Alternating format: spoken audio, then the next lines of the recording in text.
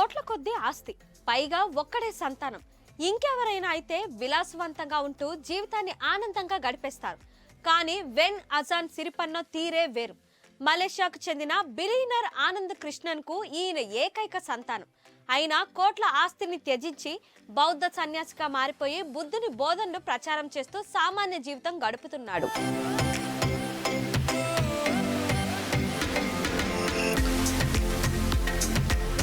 ఏకేగా పిలిచే అతని తండ్రి ఆనంద్ కృష్ణన్ కు 40,000 కోట్ల ఆస్తితో మలేషియాలోనే మూడో అతిపెద్ద ధనవంతుడు. విదేశాల్లో చదువుకున్న ఆజాన్ 18 ఏళ్ల నుంచి ఆధ్యాత్మిక మార్గం వైపు అడుగులు వేశాడు. కుమారుడి మార్గాన్ని తండ్రి కూడా గౌరవించాడు. 18 ఏళ్ల వయసులో అతడి తల్లి కుటుంబానికి నివాళులర్పించడానికి థాయిలాండ్ వెళ్లాడు. ఆ ప్రయాణం ఆయన జీవన గమ్యాన్ని నిర్దేశించింది.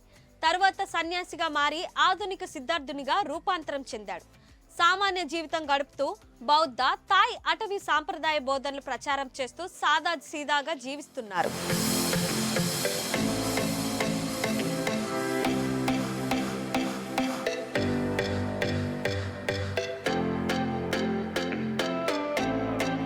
మరిన్ని వీడియోస్ కోసం ఛానల్ ని సబ్స్క్రైబ్ చేయండి. లేటెస్ట్ అప్డేట్స్ కోసం వాట్సాప్ ఛానల్ ని ఫాలో అవ్వండి. ఆ లింక్ డిస్క్రిప్షన్ లో ఉంది.